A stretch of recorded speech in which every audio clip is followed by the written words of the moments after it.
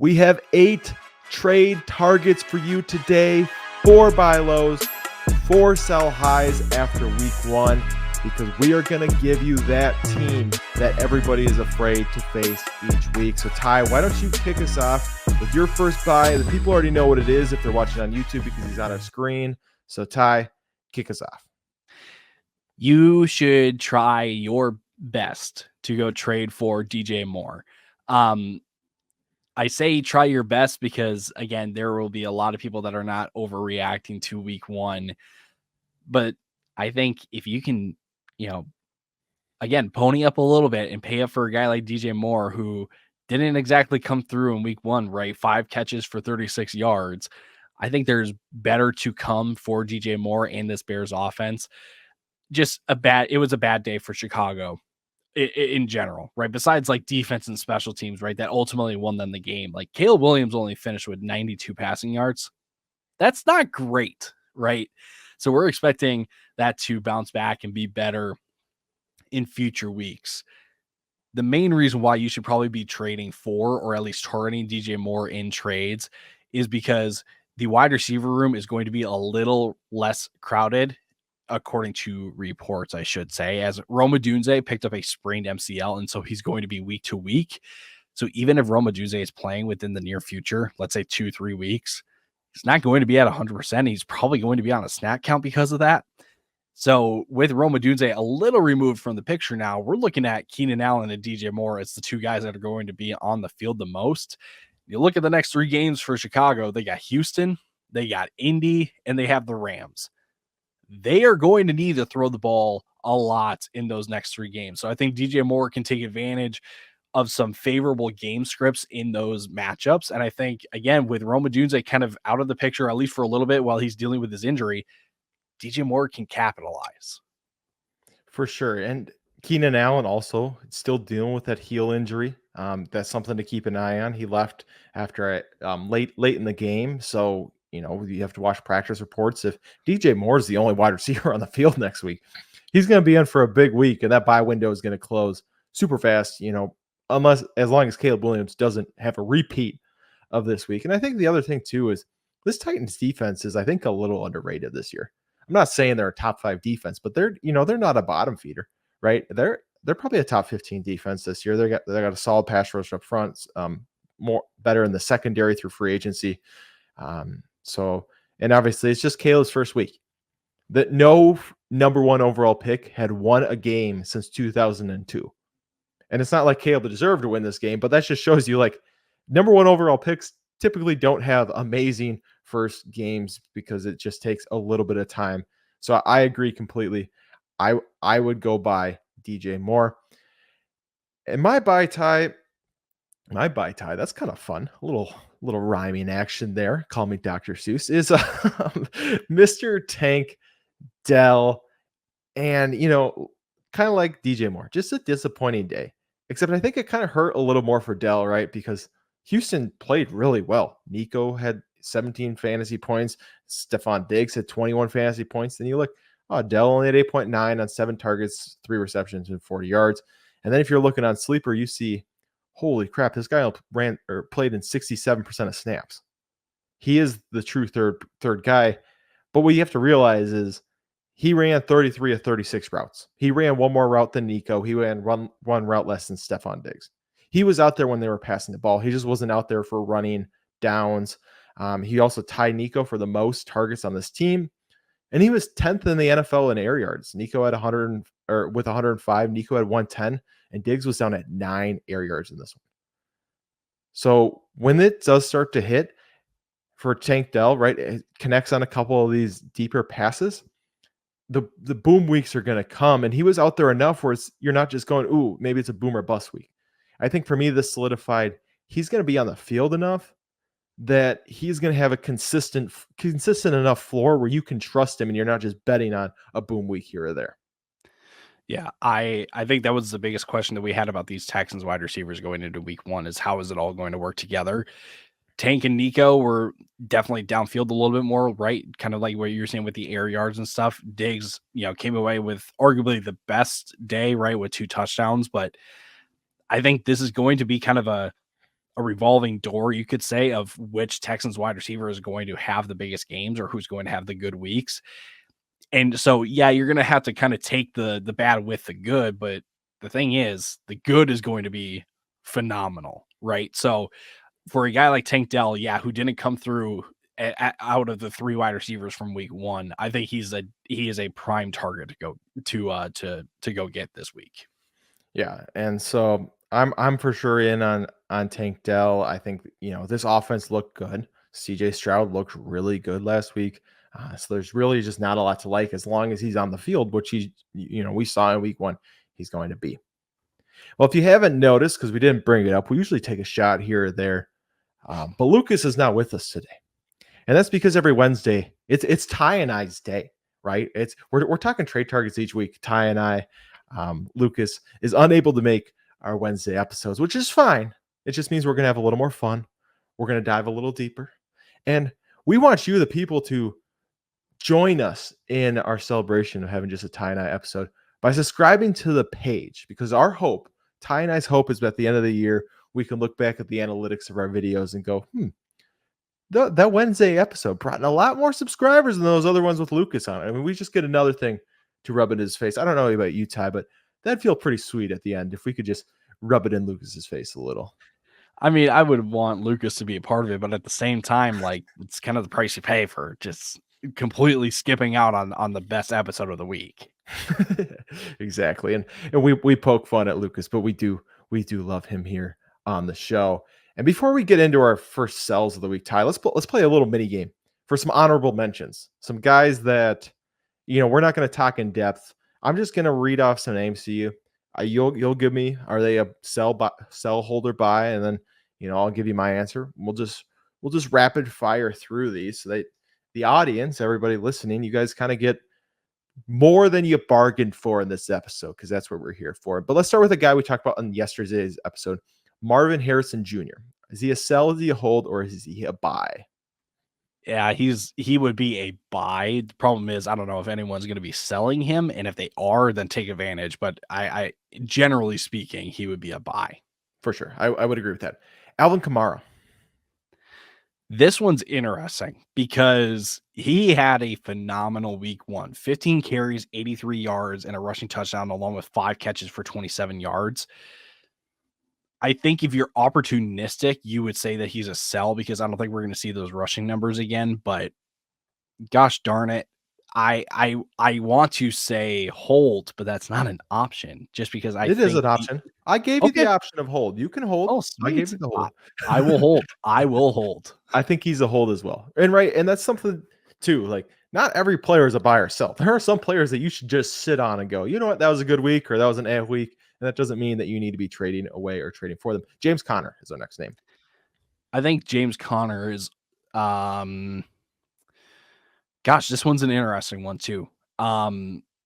Because I think there's an argument for each. I think there's an argument to sell him. There's an argument to hold, and there's an argument to buy.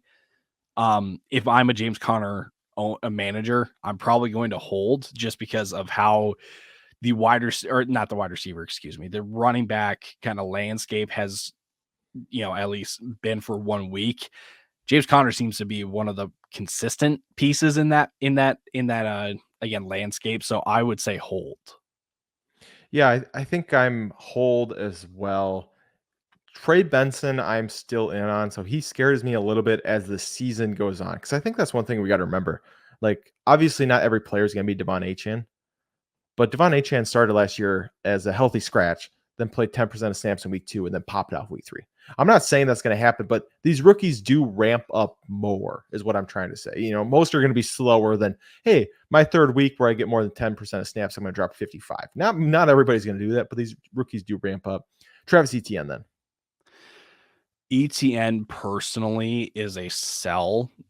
I don't know if this is going to be the week to do it, but I just don't want to deal with the headache. Like, if the only Jacksonville piece that I would really want to have at this point is Brian Thomas Jr. And that's just because there's a rookie upside. Everyone else, I'm just like, I don't want to deal with the headache. I'm going to still say hold on Travis Etienne, but I do understand wanting to sell there. Xavier Worthy. If you're the manager, you're holding. But if somehow, some way he is available, I feel like I would cautiously buy, because I think the other part of this that we have to acknowledge is that, like, the end around touchdown, not going to happen every single week. And then his receiving touchdown was busted coverage, right? So, like, yes, it was a great, fantasy point production week, but the game itself, and I don't want to, I always struggle with calling certain things lucky. That's how it felt though with Worthy. So I'd like Yeah. cautiously buy, and also realizing too that when Hollywood Brown comes back, there's going to be some more rotation, and there's going to be some more figuring out to do with that wide receiver room in Kansas City. Yeah, I think I'm a hold all around on Xavier. Worthy, Devontae Adams.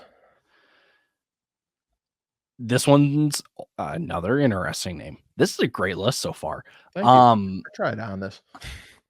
I think it's really easy to say, like, yeah, I'm buying Devontae Adams, but I just have so many questions about this Vegas offense now Mhm. too, that I'm like, I kind of want to sell, but I don't know how I'm going to be able to sell. Yeah. I think he's a hold unless you can buy low enough. I just don't think anybody's buying right now on Yep. Devontae. Like, I don't think you can recoup. I think I think it can only get better from what we saw, right? What Gardner Minshew showed was awful. Like, that was it Awful. was we had bad quarterback performances, and that was one of the worst. Calvin Ridley. This one I'm probably holding for now. I think if anything, for me, it's not so much about Calvin Ridley, it's just Will Levis. Hmm, Like, the dude is such a wild card. for sure. And I don't know if I want to deal with that kind of quarterback play with him. So Hmm. again, for now, I'm going to hold, maybe find an opportunity to sell. But I'd say for now, I'm going to hold. Yeah, I'm a buy on Calvin Ridley. I am. I'm kind of sticking to my guns. He On your he had a flag walk in. plant. He had a walk-in touchdown. Wasn't a flag plant. He was high upside. Different Sorry. story. Yes. Sorry. The The honorable winning upside. mention. Yes. I just think if Levis hits him on that touchdown, which obviously, week to week, you talking about Levis, that's a concern, but he had a walk-in touchdown that he could have had, makes a completely different week. Jamison Williams. This is a sell for me. Like, I don't, if Jameson Williams like turns out to be the league winner this year, I'm sorry, there is a 1 in 1,000 chance of that happening. I'm going to take the odds. Like, I don't think that's actually going to happen, so I'm going to sell. Ty, I'm in a bad place because I think he convinced me. I honestly think he's a hold if you have him, and if you can get someone who's Well, like, "Oh, I'm just going to try and flip him quick." I think I might buy. I might buy a little wow. high on JMO. I know. I think he convinced me. I do. I could be down bad in a couple weeks, but I do think he convinced me. And then we're going to end with two rookie quarterbacks here: Jane Daniels, Caleb Williams. How you feeling about J- both of them? yeah, Jaden, I'm holding for sure. I will say, you cannot put the expectation of 16 carries, 88 yards, and 2 touchdowns on the guy, but his rushing upside, you just can't move on from. Mhm. Versus Caleb, um, if I'm calling DJ Moore a buy just because it wasn't a great, like, the Chicago offense wasn't great in week 1, and I think that they're going to bounce back. I feel like I should also then kind of say that Caleb is a buy then with that same logic. Yeah, I would agree on both of those. I would agree on both of those. All right, let's transition to your first sell here, Ty. Who do you got? It's Tony Pollard. And gosh, how the times have changed, right? Where I've called Tony Pollard a flag plant. He was my guy. He was my darling last year, and he completely let me down. And now going to Tennessee, I was like, yep, don't want anything to do with this guy. And here we are. 81 rushing yards, 1 touchdown, 3 catches, 18.4 fantasy points on the week. Good for the running back 12. Brian Callahan has already come out and said in his press conference, I'd like to get more for Tyjae Spears. I'd like to get him going a little bit more. We can make that division of labor probably a little closer to equal.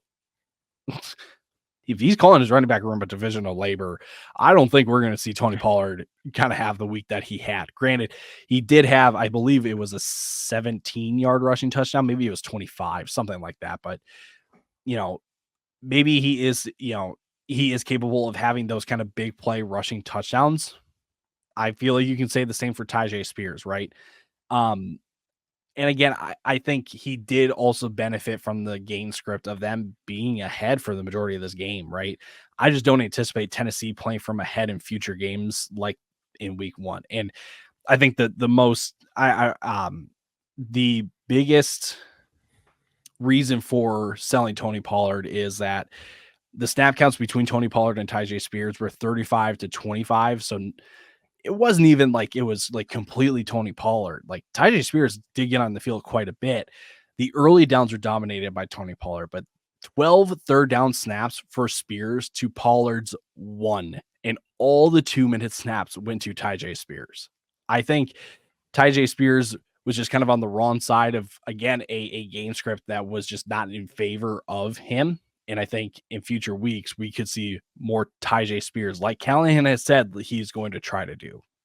Yeah, no, I would agree. And that's a big thing being in on third down snaps, right? Because if Pollard all of a sudden, we could have 0-1 reception games, and in PPR formats, if he doesn't score a touchdown, you're hurting a little more those weeks. Whereas I think Tyjae Spears is going to have that a little more built in. And like you said, I think Titans are going to be decently good this year, but I don't think they're going to be running away with a lot of games, either like they were early in this one. Then obviously the Bears came back and won, but being up 17-0 at half, you tend to run the ball, especially in the second half, a lot more. My next player is another kind of a surprise team this week. It was the New England Patriots. They're probably the biggest surprise game. I think everybody in their survivor pools picked the Bengals to beat the Patriots, and the Patriots came out and just ran the ball all over. Rhamondre, 25 rush attempts. I think he actually had 125 yards and a tutty. He had 1 reception on 3 targets for 21.6 fantasy points. The problem was I just don't think that they're going to be able to keep up volume like this. I don't think that they're ever going to have a game the rest of the season where they're running it 25 times. I think that's just what it comes down to for me is, I just don't think they can maintain that. Jacoby Brissett was not good in this game. 15 to 24 for 124. Right, that isn't going to get you a lead in most games. So it does make me just think the volume's not going to be there. I was surprised. I will admit, I almost pivoted off because I was thinking, Antonio Gibson must have ran quite a bit of routes. No, all the routes were by Rhamondre Stevenson in this one. However, Jacoby Brissett, he is a quarterback, who has, the tendency to take off every once in a while. So, the checkdowns are going to be slightly less. So I just don't think that Rhamondre is going to get the volume week after week. No, and I think the other thing is too, like the weakness of the Cincinnati defense is their rushing defense. Like they are definitely built for pass friendly teams. I mean, we have said before, maybe it's just in conversation personally, maybe not so much on an episode, but Cincinnati is built to compete with the Kansas City Chiefs of the world, with the LA Rams of the world, right? Guys or teams that can effectively move the ball down the field through the air. That's not New England. So I think the matchup, and the other thing is too, like with all the off-season drama that Cincinnati had, you knew that like it wasn't a surefire it wasn't as a surefire thing as it probably should have been for Cincinnati to go in and win that game. I think again, Rhamondre took advantage of a very favorable game script. I don't think we're going to see 25 carries. Probably going to see closer to like 15. I think we're going to see like 3. He's only I at that point, you're just kind of hoping that he gets like garbage time, 2-minute third down receiving work, which he's capable of. You just don't know when that's going to happen in what games. Definitely.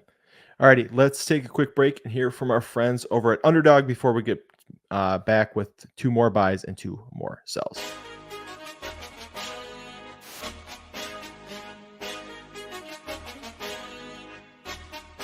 Today's podcast episode is brought to you by our friends over at Underdog Fantasy. Now, we love Underdog. It is the easiest place to play best ball formats, and they even have their own form of player props called Pick'em. You can make up to 20 times your money on a single night by correlating props together. 2 picks will triple your money, 3 will 6 times it, 4 will 10 times it, and 5 plays that all hit will multiply your entry by 20. You can even place insurance on your picks too, so if only 4 of your 5 props hit, you still get 10 times your entry. And if you use our code fellas when signing up, Underdog is going to double your first deposit up to $100.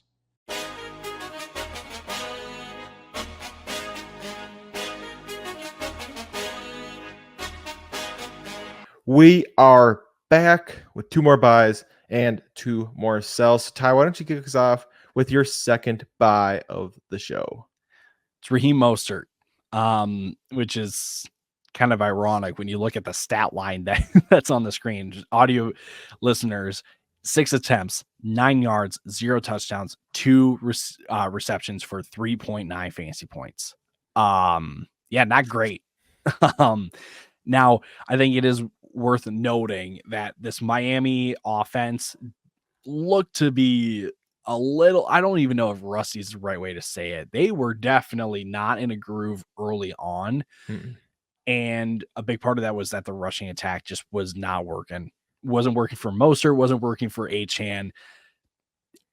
I think if this offense can at least be like 60% of what it was last year in the rushing game, Mostert's going to bounce back in a big way.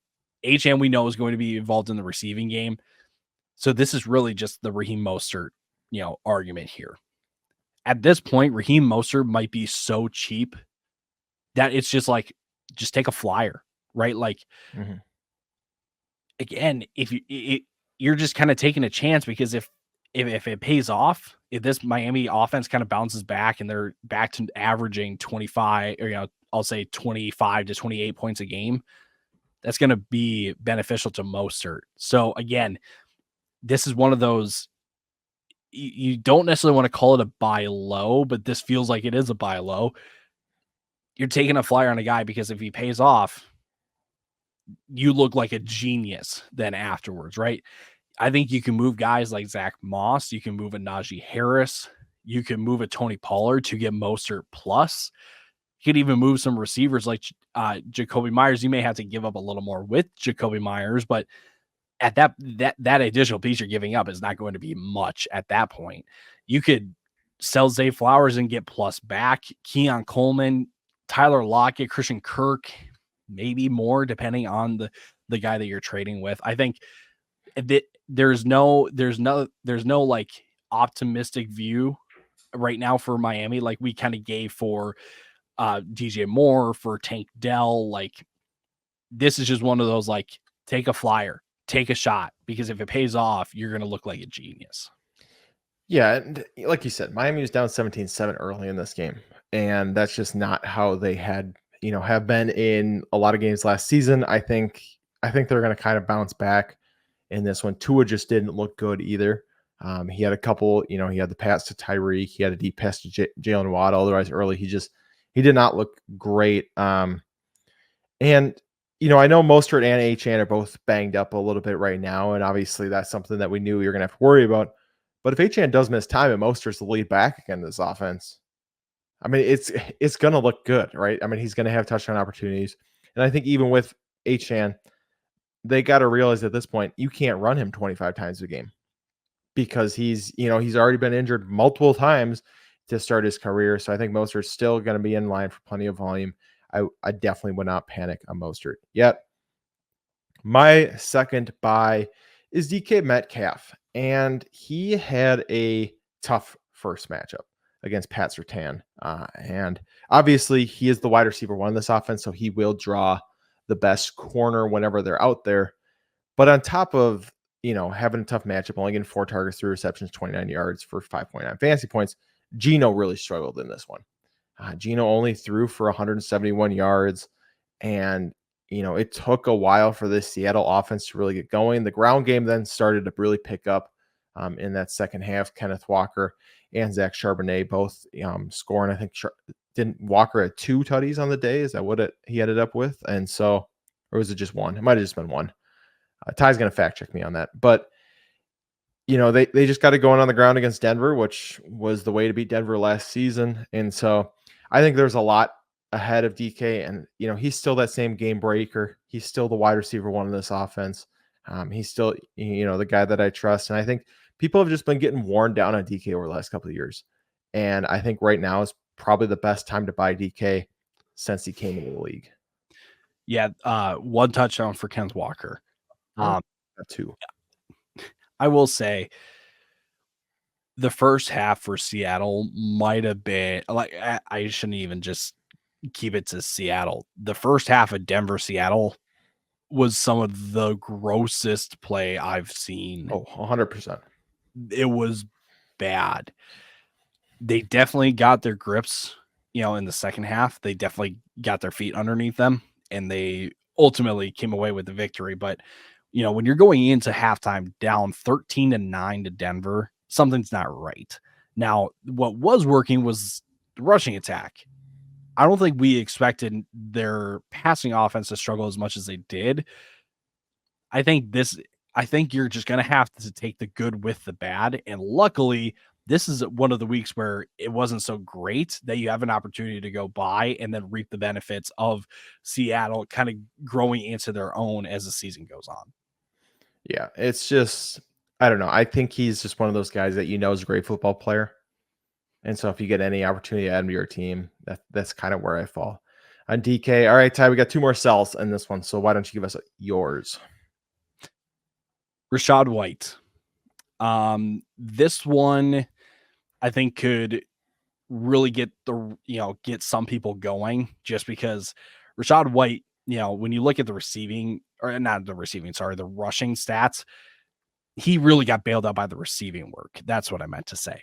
15 rushing attempts, 31 yards. So 2.1 yards per carry.